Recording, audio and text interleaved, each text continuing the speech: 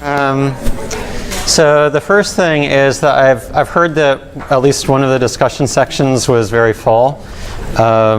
So if you can go to the discussion section you're assigned, at least in the beginning of the semester, it's probably better to try to even out the attendance of the different discussion sections. We'll try to get a larger room, but at least for now, probably better just so that we don't have overflow. So let's see. So the first homework is due on Friday. And after lecture today, I'd like the TAs to stick around so we can talk about office hours. I want to try to schedule office hours for Wednesday. Starting tomorrow, I hope, if we can figure out times. So, also I meant to check on exam dates for the other major classes, but I haven't. Does anybody know whether, has anybody already sort of checked to see whether we have exam date conflicts? I haven't checked. No one's checked. All right. So we'll try to figure that out this week. All right. So if you've looked at the reviews, the course evaluations for this class, there have been complaints about the course notes being disorganized and difficult to understand. So I'm sorry. This year, I'm trying to remedy that. So what I'm going to try to do this year is before each lecture to redo the course notes for that lecture. So like on a class by class basis. So I didn't have time to do it for the first lecture, but it's not opening tabs, so I'll just click here. So if you look under the textbook section of the course website, so here is the set of PDFs that's handwritten, and people have also complained about my handwriting, but I think my handwriting is quite nice. But nevertheless, so here is the revised version where I'm going through and in text going through each lecture by lecture. So I did this on the train yesterday, and there'll be typos in it because this is, it goes like just from my fingers to here without much editing. So I'll try to go through that. Maybe I'll give the TAs access to correct typos in the notes. I'm not sure that I'll be able to get pictures in here. So the last one, like you'll see in the PDF, one thing that's nice with the PDF, this isn't giving me tabs. There we go. All right. Is with the PDF, there's, it's all, you got like these nice little pictures. So we don't get pictures, but we get a lot more words and explanations, so it's not just equations. So that's,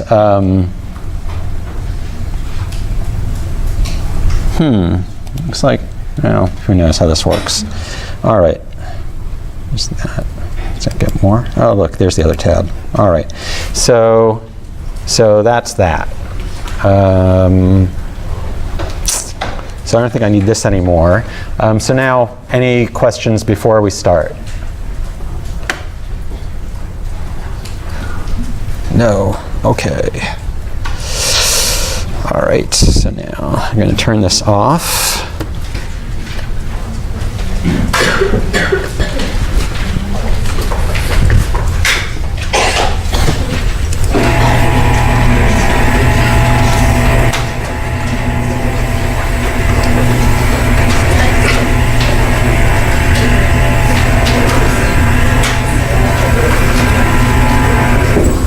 All right, get these away. So now we're going to brace ourselves for 2 lectures of math on theory of Fourier Laplace transforms and complex variables, and then we will go to applications. So, wow, my word.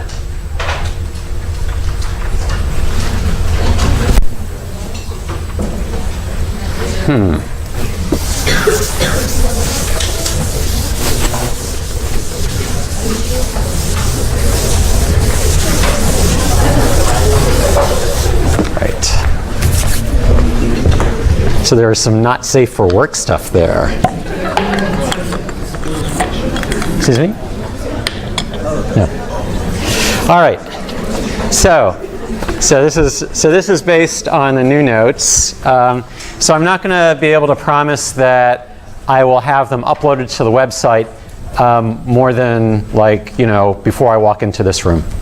So I'll try, but you'll have them after. There was a hand back there. So wait, turn them up? Yeah, good point. Let's see. Stage front. There we go. All right. Here goes. So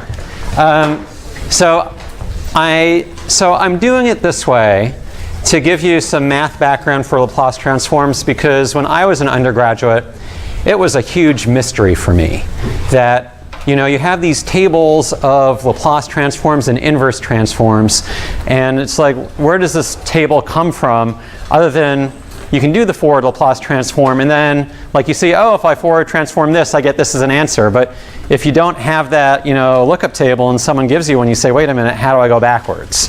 So that was always a huge mystery for me.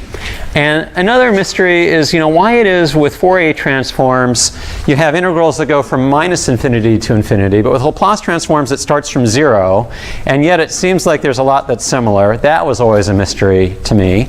The factor of 2 pi that shows up in the inverse transform but not a forward transform, I was always confused by that. And then I got to graduate school, and my professors in graduate school said things like, and as we all learned in kindergarten, and then they just would write down things, and I'd be completely lost and somewhat embarrassed that I hadn't actually learned complex variables in kindergarten. Or actually at any point during my undergraduate training. So here goes. So where we left off last time was our ODE model for a switching element in a cell.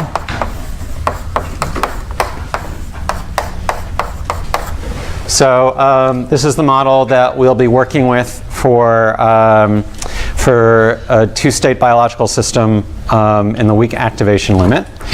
And so what we said is we can ignore that the time derivative is an operator and just treat everything like it's a scalar.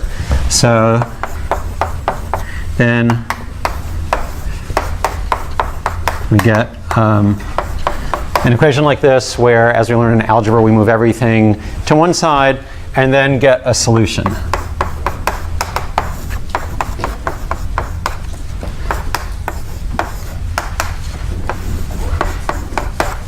So we can just write down a solution formally, but that doesn't help because we don't know how to take the inverse of time derivative plus a scalar.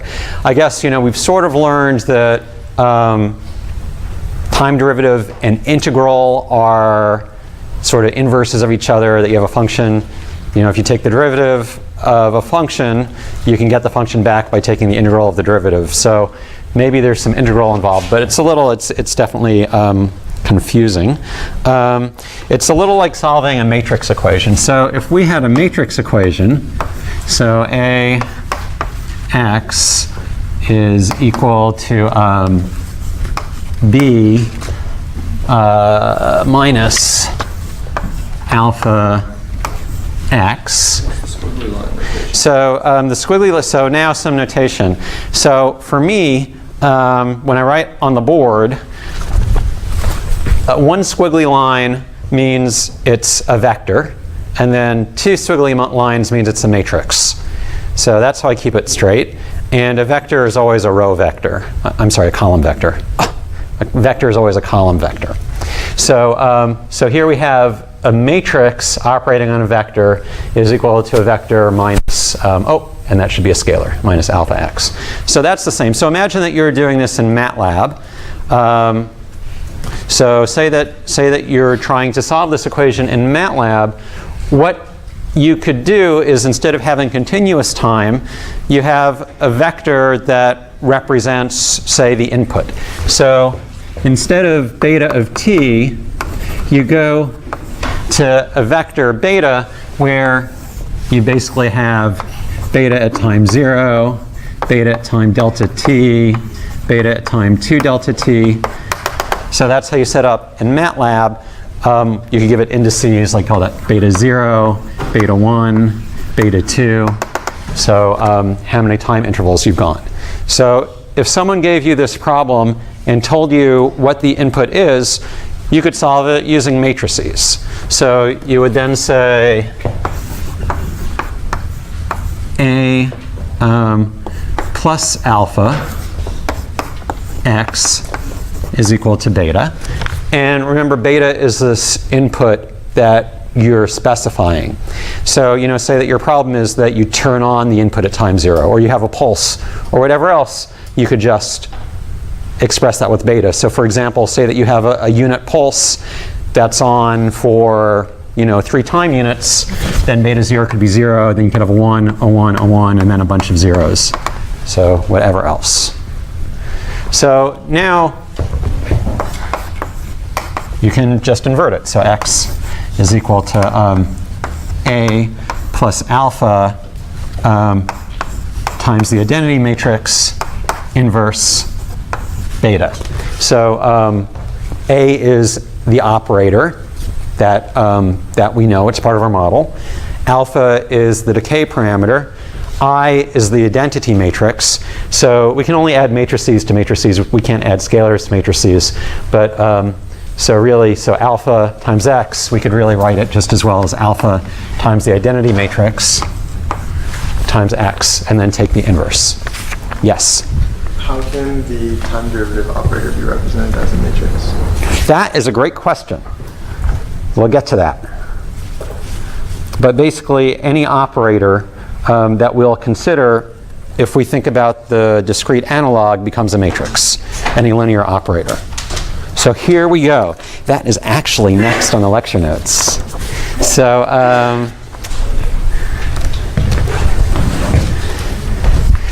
if we had MATLAB and we knew how to write the time derivative operator as a matrix, then we could solve this problem and we wouldn't need Laplace transforms. Yeah, wait, in the back first. I understand you can't add a constant to a matrix, but how can you assume that it's the identity matrix to multiply by? Oh, so here, look. So here, we can multiply a scalar by a vector, right? So the identity matrix times a vector is the same vector back, right? So we could write this just as well as alpha times the identity matrix dotted into x, right? We could, the identity matrix is idempotent, so we can have as many powers as we want. So idempotent just means you multiply something by itself and it stays the same. So the identity matrix to any power in any case, but that's just vocabulary. So here, the scalar times the vector is the same as the scalar times the identity matrix times the vector. So basically all this is saying is we're taking our operator and along the main diagonal we're adding alpha to it. So that's what it's doing. There's another question? In this case, when x is exponential, you're going to get lambda, but when x is... Well, if x is an exponential, then the time derivative would just give you lambda as a, right? So are we going to be doing any kind of systems that aren't exponential? So what we're going to be doing next is we're going to be looking at, we're going to expand everything that's time dependent here using exponentials as the basis set.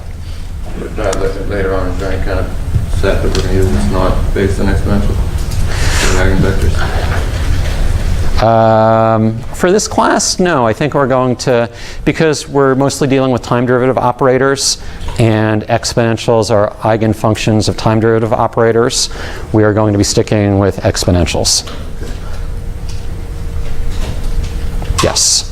When we get to nonlinear systems, we'll still be sticking with exponentials, but we'll see that the solutions change.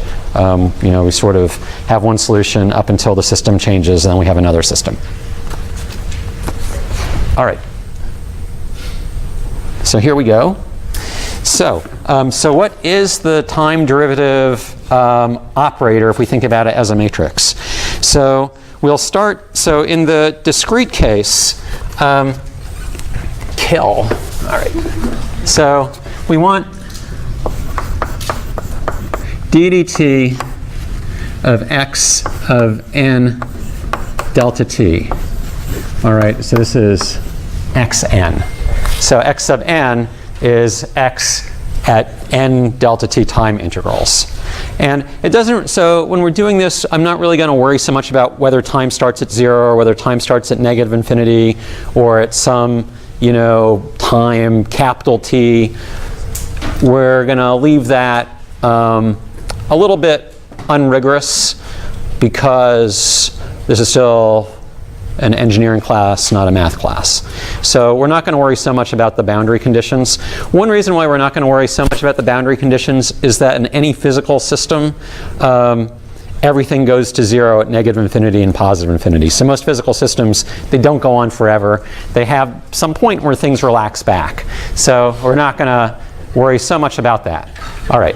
So what this is just, you know, from, so there are lots of ways to write this. The way that we're going to write it is the symmetric way. So we could write this as x at n plus 1 minus x at n minus 1 divided by 2 delta t. So, you know, x at n plus 1 delta t minus x at n minus 1 delta t divided by 2 delta t. So this is the symmetric way to write a time derivative. We could also write it as xn minus xn minus 1 divided by delta t or something like that. But usually it's helpful to take things symmetrically.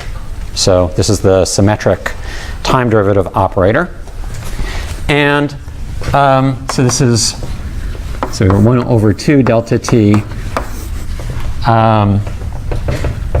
times xn plus 1 minus xn minus 1.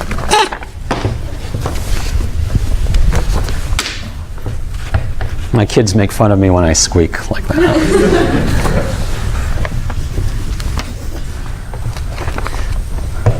Okay, so if we wanted this as an operator, then what we would have is a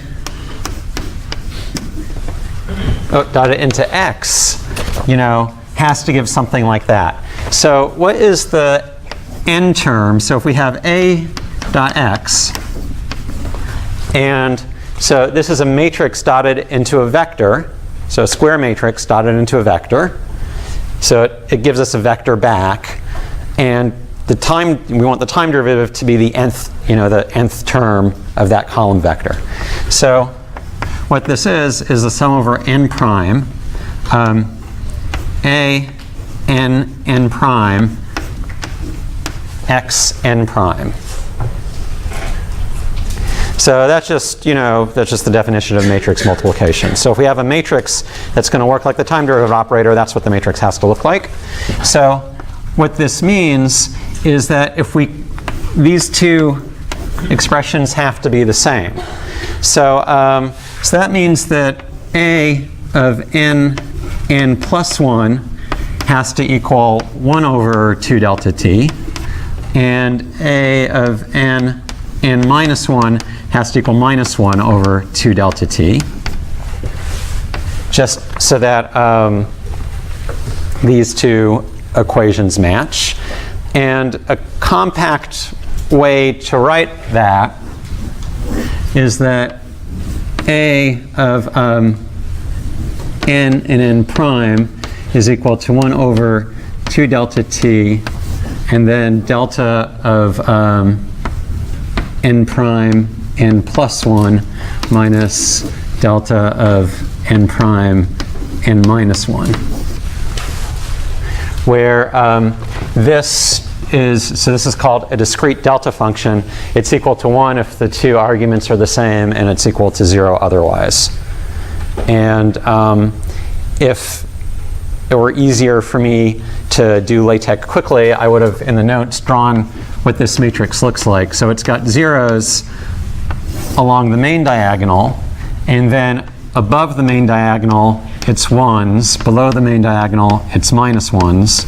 And then everywhere else, it's 0. So it's a tridiagonal matrix, but with zeros along the main diagonal. So that is what the time derivative operator looks like as a matrix. So we'll take a pause here. And actually, like, raise your hands if you've already had this in a different class. Like, no one in a, like some sort of signals class, discrete systems? No? Like in MATLAB, you haven't had to do the time derivative operator as a matrix? Oh, I feel good about that. All right. So it's just a matrix. So you could do all this if you had MATLAB. But now we'll imagine, so in the notes, like just looking at the notes, I see that in that equation I've got a couple typos. There's a parentheses missing and a prime missing, but that'll get fixed. All right. So now we know, yes? Quick question. If the above the matrix is 1s and below the diagonal is -1s, is the 1/2 delta t just on the outside? It's on the outside multiplying everything. Just because, like that 2 delta t, it's just, because if, it's a time derivative has to have units of time. And in the discrete case, we're using just, integers to index what time point we're at. And then we have this overall scalar, delta t, that tells us the spacing between time points. And it's not that everything, it's that it's got, this matrix is tridiagonal. So not everything above, in the upper half is 1. It's got like one stripe of 1s. One stripe of 1s, and then above that everything is 0. Because for the time derivative at a specific time point, you're calculating that from the time point, the value after the time point and the value before the time point, and that local information tells you the derivative. There are other approximations to the derivative that we could use, but this is the symmetric one. Trying to think whether we'll actually come back to this. I don't know if we'll come back to it. Maybe later on in the course. But so if you had MATLAB, you could now solve this for the system given an input. So someone gives you the input, you just code it up as a discrete system and do the matrix inverse and get the answer. So there are two problems with doing it that way. One problem is that taking the inverse of this matrix can give numerical error. So that's sort of an issue. Another issue is, imagine that you didn't have MATLAB. Then you'd really be stuck, because taking an inverse of a matrix like that by hand is not easy. So instead,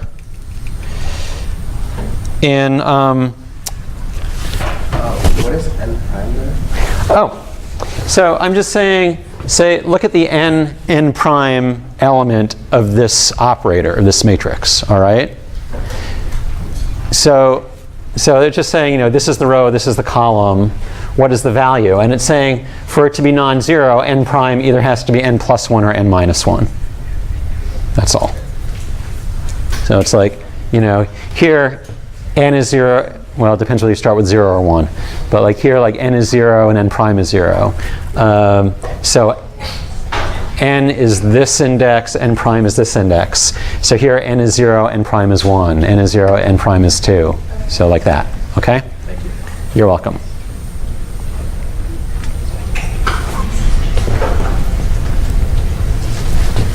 All right. So in linear algebra, you learn that one way to get around these issues is, instead of taking the matrix inverse, to think about eigenvalues and eigenvectors. So if we have this operator A, if we have a special vector that is an eigenvector of the operator A, then the matrix times the eigenvectors equal to the eigenvalue times the eigenvector. And then instead of having the matrix inverse, we have a scalar inverse. So that is one of the values of if you have a matrix and you know its eigenvectors and eigenvalues, then any operation with the matrix becomes easy for you to do if you just do it in terms of the eigenvectors and eigenvalues.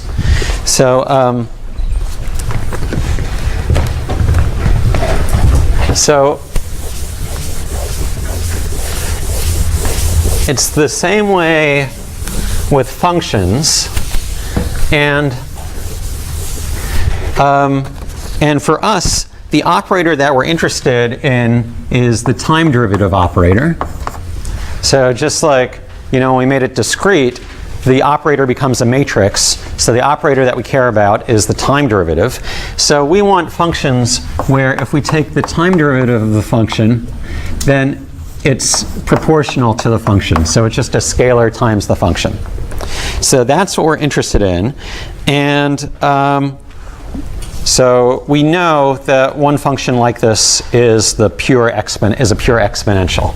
So if we take d dt e to the lambda t, what we get back is lambda e to the lambda t. And so here lambda is the eigenvalue, so lambda is a scalar. And this is an eigenfunction. Now, just like in linear algebra, where we don't just talk about eigenfunctions, we talk about eigenvectors, we talk about orthonormal eigenvectors.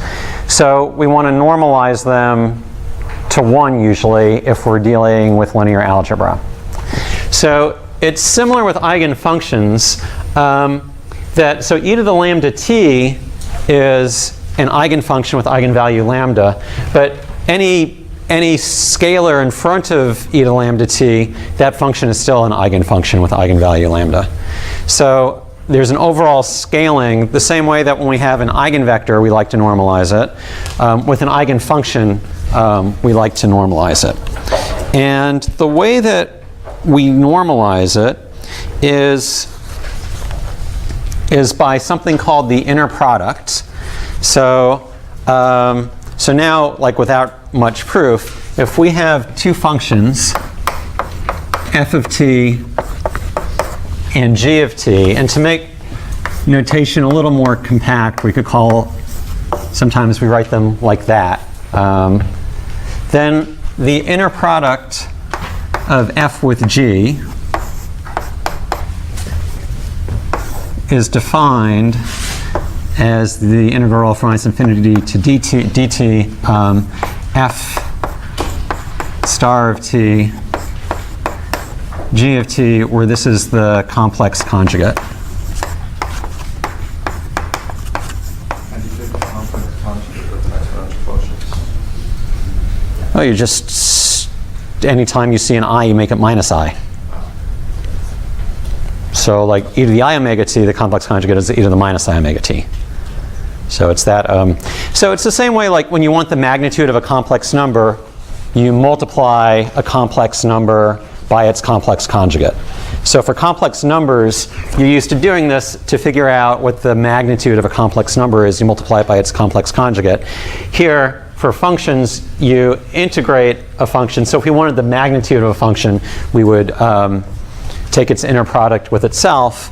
And just like with complex numbers, where you take complex conjugates, with functions for the inner product, you take complex conjugates.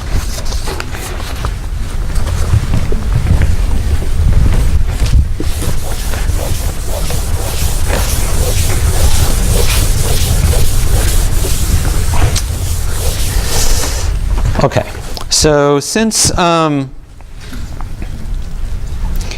Fourier transforms seem a little bit more symmetric than Laplace transforms because of the issues with -infinity to infinity versus 0 to infinity, we're going to start by thinking about how we would solve our problem using a Fourier basis.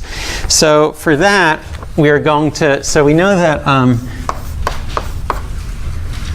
functions that look like e to the lambda t are eigenfunctions. And instead of writing them like this, we'll write them as e to the I omega t. And so we'll call, for brevity, we'll call this function omega.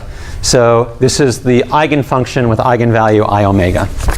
And it turns out that there ends up being a 1 over square root of 2 pi in front if we want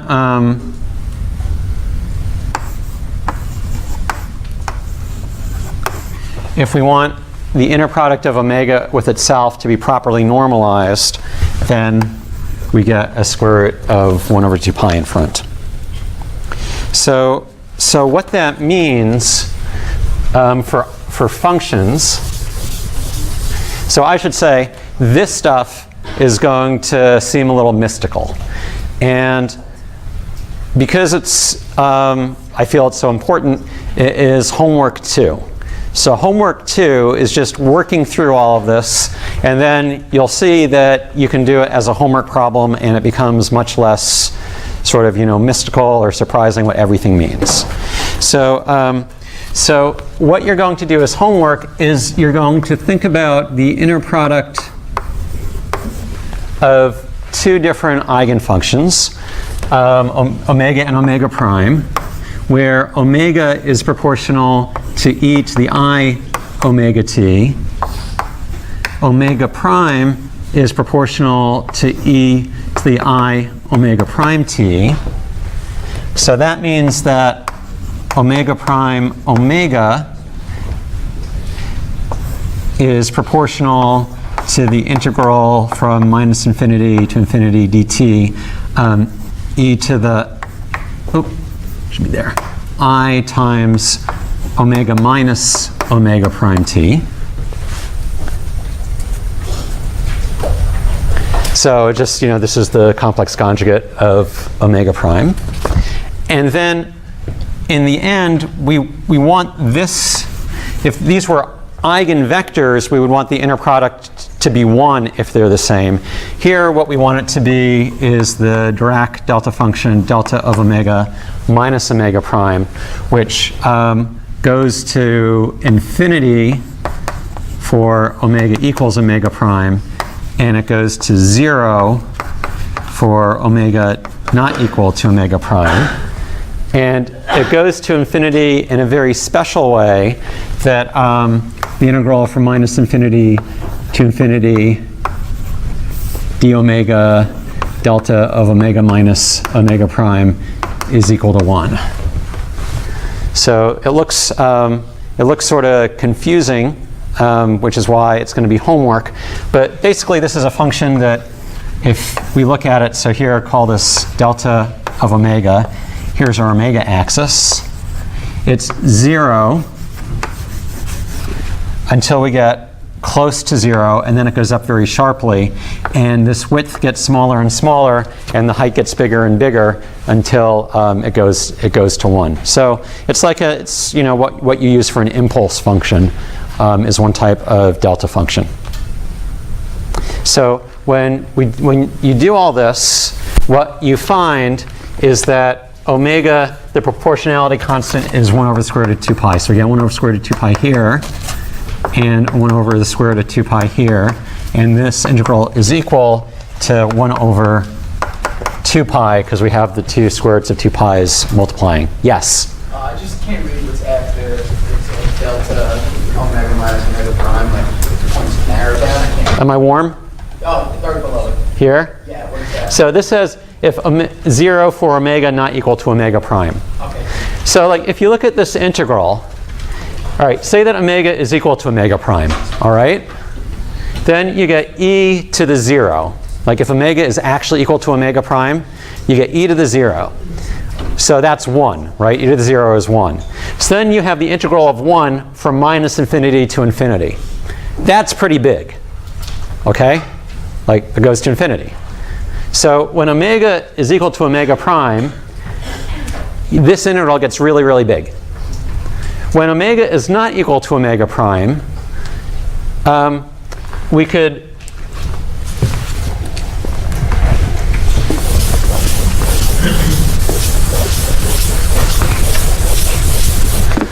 write the integral as 1 over 2 pi, and now let's call it minus capital T to capital T dt e to the I times delta omega t.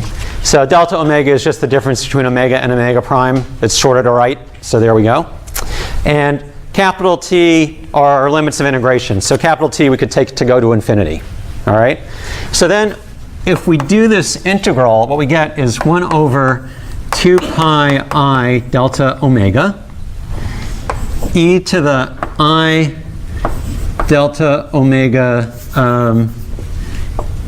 t from large capital T to minus, capital T. And when t is really big, this will oscillate really quickly. So I guess we could even, so what we get is 1 over pi delta omega e to the I omega capital T minus e to the minus I omega capital T, delta omega, divided by 2I. And this we recognize as sine of delta omega times capital T. All right? So when delta t is really, really big, so in fact it's sort of the limit that delta omega times t goes to infinity, like t is that big, this sign oscillates really, really quickly. And then if we thought like, a little coarse graining over this capital T, we'll have so many oscillations that this is effectively 0. Like, you're thinking like you're averaging this over endpoints that are just moving a little bit, this will go to 0. So for delta omega, for any finite delta omega, this integral is essentially 0. So when omega is not equal to omega prime, you get 0. When omega is equal to omega prime, you get infinity. So in the limit that omega minus omega prime goes to 0, you get an integral that goes to infinity. But it's an integrable infinity that even though it gets higher and higher and higher, it's also getting narrower and narrower and narrower, so the area under it goes to 1. So this is called, so this discrete delta function is called the Kronecker delta function. And we write it as a delta and then the indices underneath. So that's for matrices. So, or that's for discrete systems, so for vectors and for eigenvectors. And this one is called the Dirac delta function. So I guess invented by Paul Dirac. All right, so now a pause for questions. Yes? Why? There was a proportional sign there for the inner product and the integral. Did you? So here, tell me where we're going. A little bit more to the left. Yeah, right there. So there was a proportional. Oh, there was a proportional sign. Oh, because we didn't know what this proportionality constant was. We said we want our eigenfunctions to look like e to the I omega t, but we know that any scalar times that is still an eigenfunction.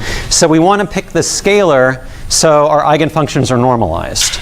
And if we were dealing with eigenvectors, you would say, oh, what that means is I want the inner product of the eigenvector with itself to be 1, right?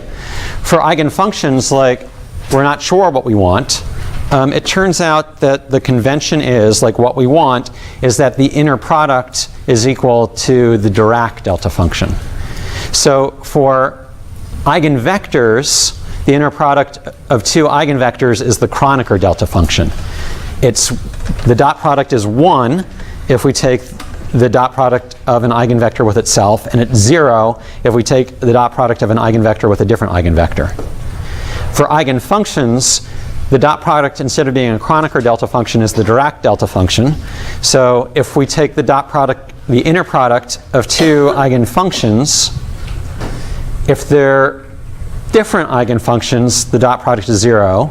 If they're the same eigenfunction, so the inner product of an eigenfunction with itself, it's still a delta function, but now it's the Dirac delta function, not the Kronecker delta function, because it's continuous. Yes? What's the exponent of the e minus d to r? Up here. So this is the integral of e to the I times delta omega t from minus t to capital T. So this is e to the I delta omega capital T minus e to the minus I delta omega capital T. And I just forgot the delta first, so it ended up like being squished in.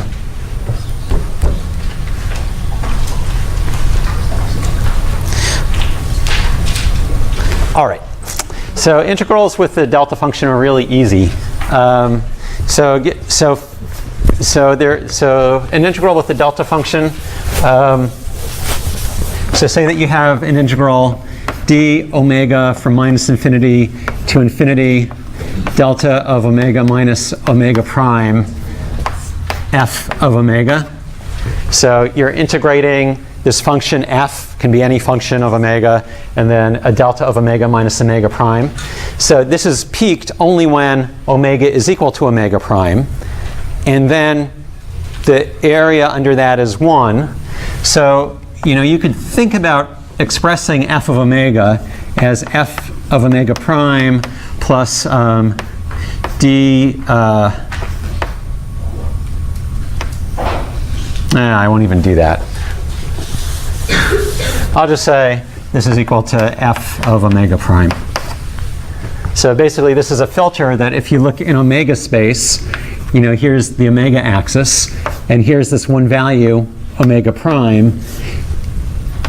This integrand, that part of the integral, is just really strongly peaked there, and so that's the only thing it pulls out of the integral. So integrals with delta functions are really easy. It just pulls out the value of the rest of the integrand. As long as this is a well-behaved function. So as long as it's continuous. And I guess that's probably all you need. You don't even need differentiable. You just need continuous. All right. Yes? The reason we choose 1 over root of 2 pi is because it allows you to convert that to a sine. The reason why we choose 1 over 2 pi, it's not so much we're choosing it that way. It would be like, say that you're doing a linear algebra problem and you get an eigenvector, all right? And it's not normalized. So it turns out to get it normalized, you have to multiply it by 1 over the square root of 2 pi. So it's not so much like you're choosing to multiply it by 1 over the square root of 2 pi. It's like you're choosing it so that it's normalized, right? You're choosing it so its dot product is 1, and then it turns out that what you have to multiply it by to get it normalized is 1 over square root of 2 pi. So that's what's going on here. To get these eigenfunctions normalized, the prefactor is 1 over the square root of 2 pi. And it just happens that's what it is. There's, maybe there's some important reason beyond that, but that's what it turns out it has to be in order to have it properly normalized. Is there another question? The coefficient of omega is 1 over 2 pi when you're talking about its dependence on t, right? So you would just have that as a derivative when you take the integral there. In order to get dt, you would have to do the derivative of dw by dt, and the coefficient of 1 over 2 pi would pop out. I'm not sure. I don't. Yeah, never mind that. So I don't know. All right. Okay. So here we go. So let's see. We're up to here. So now we're going to solve our problem. So now we have, so what we're going to do is we're going to say that x of t is going to be the sum over omega, x hat of omega, and then times this eigenfunction that has all the time dependence in it. So this is 1 over the square root of 2 pi e to the I omega t. So, so now what you'd normally think of a Fourier component, it's just the scalar that multiplies the eigenfunction. So we're adding the eigenfunctions together. We're not going to prove they make a complete basis set, but they do. But we're going to, we're add them together with the proper weights to get x of t. And then similarly, beta of t is the sum over omega beta hat of omega, and then times the eigenfunction. And then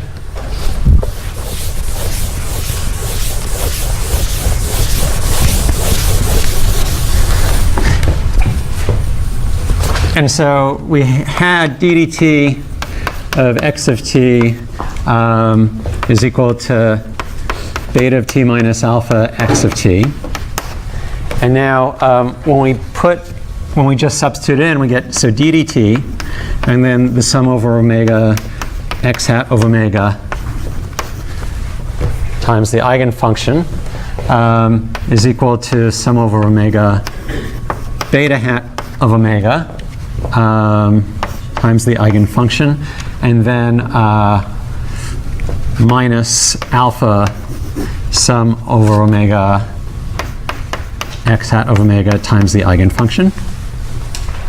Yes? What is the hat? Oh, the hat is just my notation for Fourier transform. So like it'll turn out that x hat of omega is the Fourier transform of x of t.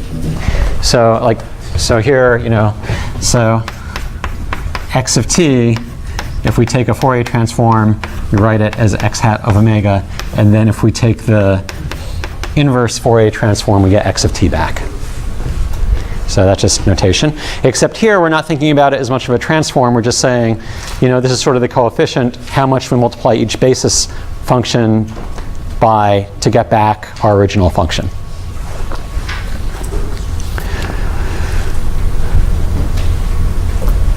All right. And so now, what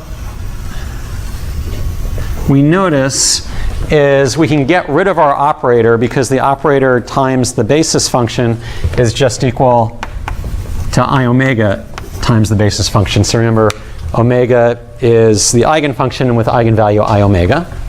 And then grouping the terms together, we get the sum over omega, I omega plus alpha times the basis function is equal to the sum over omega beta hat of omega times the basis function.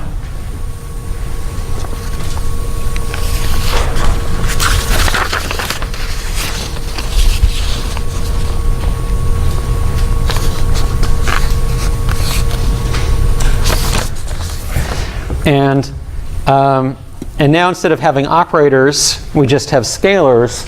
And if we're interested in, I left out the x hat of omega.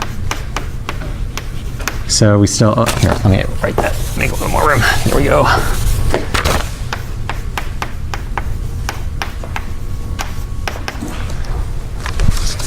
So remember, so on this side, this is a time-dependent function with a time dependence here, and this is a time-dependent function. To figure out the value, so what we want to figure out is what x hat of omega is. What's the answer to what we need?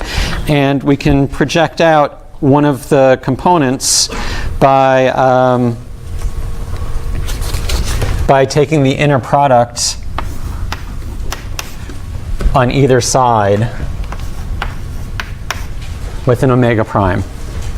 And if this were discrete, what that would do is it would just pull out the omega prime component. So say that omega is a vector, and it's an eigenvector, and omega prime is a different eigenvector. If we multiply two eigenvectors together, if we take the inner product, we get 1 if it's the same eigenvector, and we get 0 otherwise.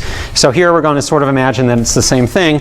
So on this side, we'll get I omega prime plus alpha x hat of omega prime is equal to beta hat of omega prime. So the terms on each side have to equal, And then we get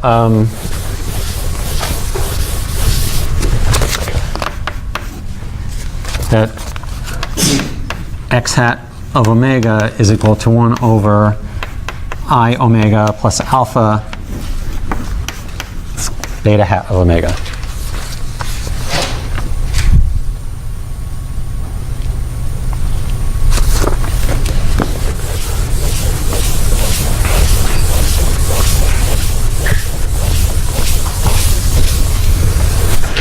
All right, so now we're almost done. Is there a question about that over there? Does it never happen that the thing you've got in the middle, the operator acting on the other eigenvector, produce the eigenvector you're multiplying it by?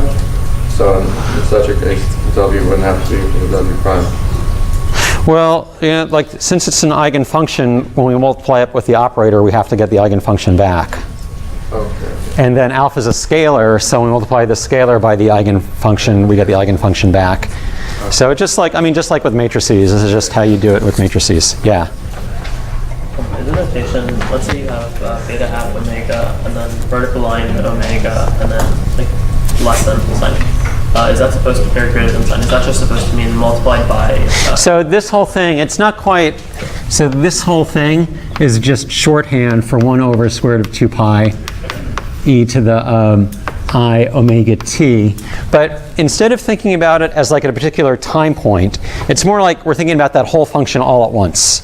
The same way that if this were a vector, you know, and we wrote it, you wouldn't be thinking about one of the vector elements, you'd be thinking about the whole vector. So here it's like we're not thinking about this as one particular point in time. We're saying like, you know, this is the whole function from minus infinity to infinity. Like we're sort of picturing all of that. So that's why, you know, and then the t is like here, it's sort of a dummy index. It would sort of be like, you know, if this were a vector, you'd be saying, well, the vector, like, let's use dummy index n for which position we are. Okay, So it's, all that notation means is just a vector multiplication. yeah, but it's like, it's trying to use a notation where, you know, a vector and a continuous function, you know, you sort of write the same way. All right. So now we get x of t is equal to the sum of omega, and now we can just plug this in. So x hat of omega is 1 over I omega plus alpha, and then we get e to the I omega t over square root of 2 pi, and then beta hat of omega.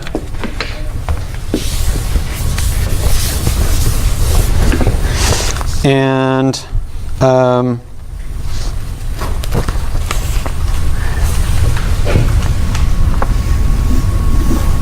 beta hat of omega. So remember that if beta of t is equal to the sum over omega prime, beta hat of omega prime, and then we have an omega prime, the way that we can pick out beta hat of omega would be the inner product of omega with beta of t. So this is beta hat of omega. So that's the integral from minus infinity to infinity dt e to the minus I omega t over 2 pi beta of t, square root of 2 pi. So that's just how we define inner product. So we can pull out the beta coefficients that we need by taking the inner product of the input that we know with the eigenfunction e to the I omega t, but the inner product we use the complex conjugate. So that's why we have a minus sign. So then we put all of this together. So here's our, that goes in there. And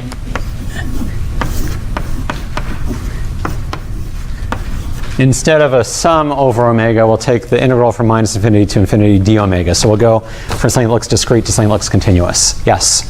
Did you make the jump from the bottom of the middle panel to the one that's defining the axis of omega up to the right there?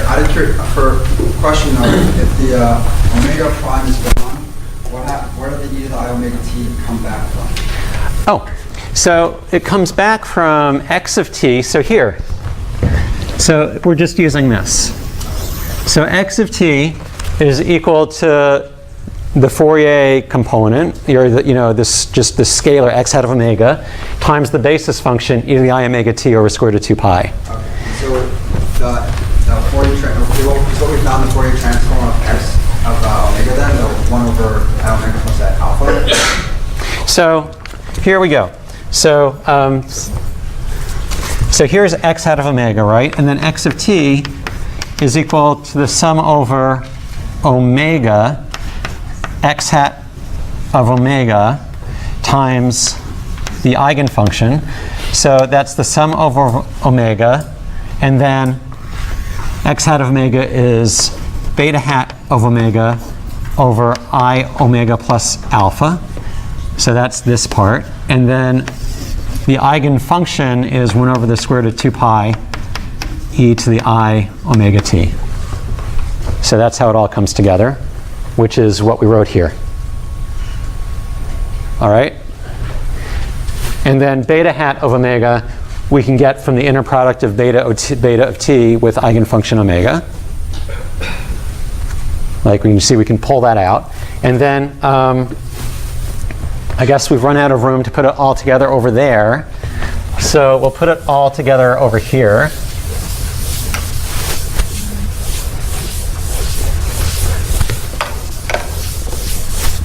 So x of t is equal to the integral d omega minus infinity to infinity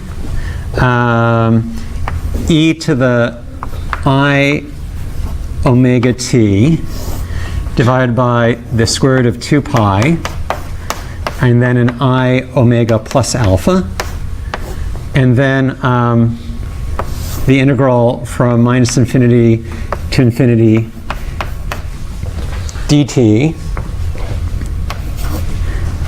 prime e to the minus I omega t prime over the square root of 2 pi beta of t prime. So since I already have a t here, this inner product, I need another dummy index to integrate over. So just like when you're multiplying matrices and vectors, you have dummy indices. And as long as these are well-behaved functions, so as long as beta is a well-behaved function, we can switch the order of the integrals. So we'll do that. So we have x of t is equal to the integral from minus infinity to infinity dt prime. And then we'll have 1 over 2 pi integral from minus infinity to infinity d omega e to the I times omega minus omega prime t prime. Oh, I'm sorry. So e to the omega, e to the I omega times t minus t prime over I omega plus alpha. And then beta of t prime. So I write my dt or whatever next to the integral sign, so we keep together what's being integrated with its limits. Otherwise, otherwise it's like German where the verb is at the end, which is hard. And then this is the system response function, h of t minus t prime.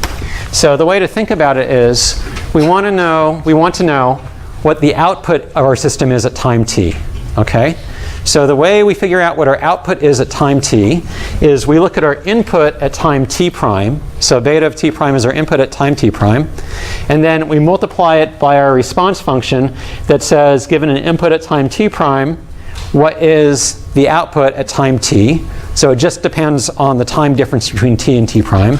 That's what makes it a time-independent system, that it just depends on the time difference. It doesn't depend on what the two times are individually. And then we add all of those up, and we get the output at time t.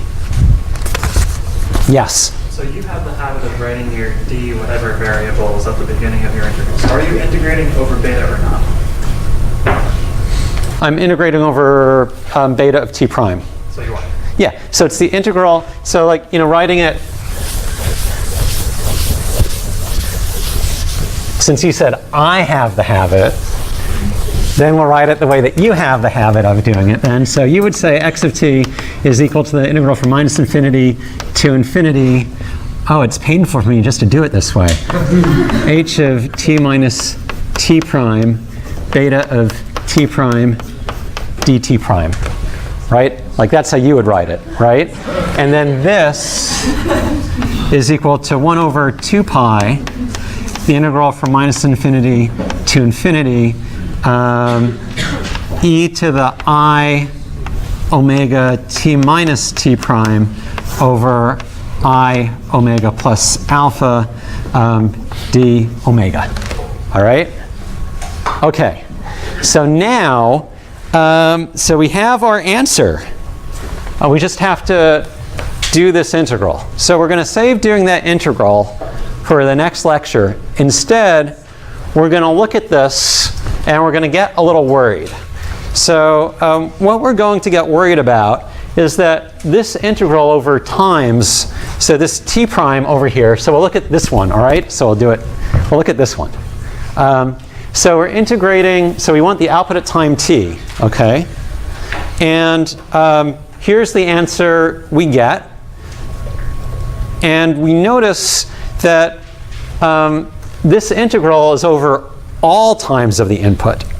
So it's over times of the input before time t, so we want the output at time t, right? So our response function, we're integrating over parts of the input previous to where we want the output, but we're also integrating over inputs after we want the output.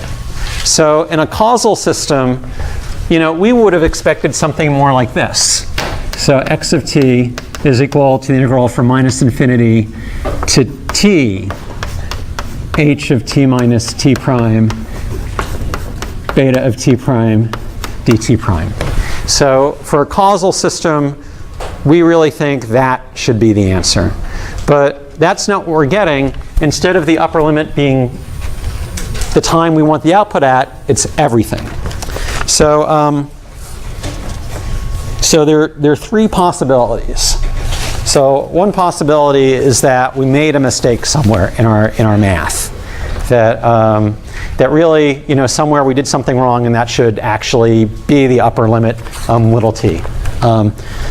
Another possibility is that we made a mistake in our system specification. That we thought we were specifying a causal system, but somehow we screwed up, and actually our system is not a causal system, and this is the right answer, but for the wrong system. The third possibility is that there's something special about this function. So this function is the same as h.